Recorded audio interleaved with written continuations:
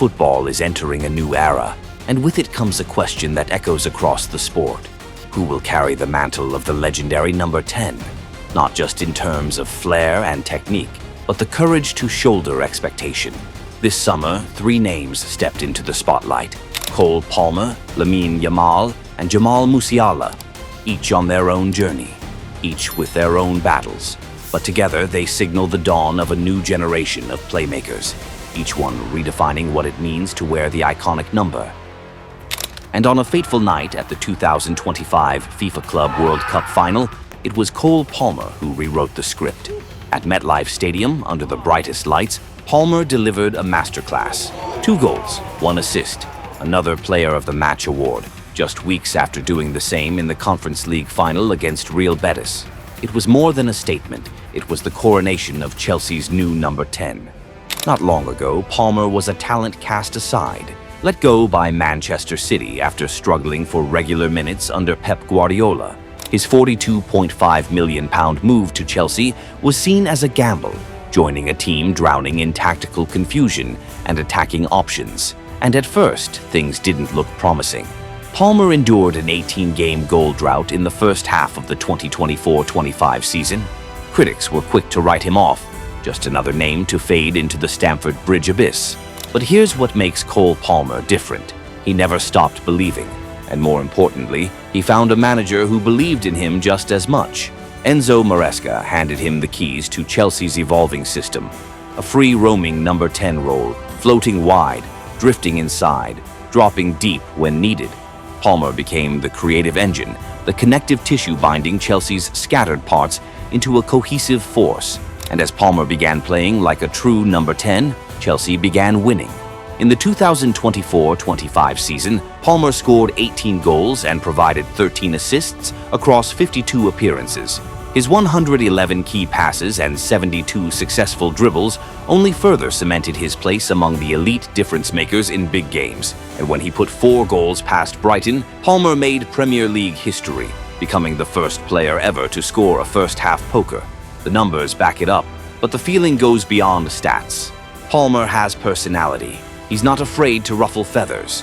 "I'm tired of passing sideways and backwards," he once said, an honest, defiant line that resonated with every player who dares to be different. Palmer on taking the number 10 shirt, Messi the big one, Rooney, and players like that. "It's just an iconic number. I wore number 10 all my life growing up, and I just like the number," Palmer admitted. "I want to create something people will remember." He's matured too, not just as a player, but as a person. After being mobbed by fans in Philadelphia, Palmer smiled and shrugged. "I'm still just a normal kid. Football's about joy, not life or death." That mindset keeps him grounded, whether Chelsea are losing or the critics are circling. And when the final whistle blew at the Club World Cup, there was no wild celebration, no theatrics, just a quiet smile, a wave to the fans, and a walk down the tunnel, like a man who had just completed his destiny. Over at Camp Nou, the iconic number 10 shirt has found a new owner, a boy who had just turned 18. But Lamine Yamal's 18th birthday was unlike any other. It was the day he officially inherited one of the most sacred numbers in football. The stage was set, cameras zoomed in, the spotlight fell on the young prodigy who had just led Barcelona to a historic domestic treble. And while there were smiles and celebration, the truth was unspoken but clear. This was no ordinary burden. To say it's not easy would be an understatement. In the 2024-25 season, Yamal played 55 matches, scored 18 goals, delivered 21 assists, and shattered records in both La Liga and the Champions League. More importantly, he was the engine behind Barca's triumphant return to the top, reclaiming the crown from Real Madrid. But it wasn't just the numbers that stunned Europe, it was how he played. 245 successful dribbles, 93 big chances created, countless moments of magic that left fans leaping out of their seats. No teenage player has reached that level of creativity in over a decade. Even Xavi, a man who played alongside Messi, once said after a training session, "I've never seen anything like it, not even during Messi's time." Iniesta called him a genius. Puyol said Yamal has the fearlessness of youth and the mind of a veteran maestro. When three living legends of Barcelona speak like that, you start to believe the Ballon d'Or is only a matter of time. But here's where the story takes a sharp turn.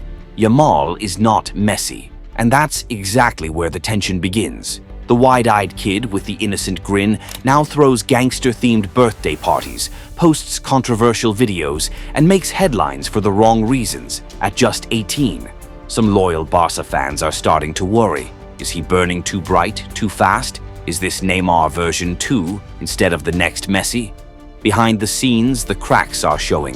Reports revealed Yamal asked to take free kicks and penalties after receiving the number 10 jersey, duties that traditionally belong to veterans like Lewandowski or Rafinha. The request stirred unrest in the locker room, forcing head coach Hansi Flick to hold a private meeting with club leadership to re-establish the team's hierarchy. Barca fans still remember Ansu Fati, once hailed as the heir to Messi, now struggling to stay relevant. And many fear Yamal could walk the same path, unless he learns to balance passion, responsibility, and the whirlwind of fame. That's the paradox of genius. On the pitch, Lamine Yamal is unstoppable. Off it, he's still just an 18-year-old boy, trying to learn how to live under the spotlight. While Lamine Yamal stands at the crossroads between glory and the temptations of fame, another rising star of world football is facing an entirely different battle. Jamal Musiala isn't fighting headlines or hype.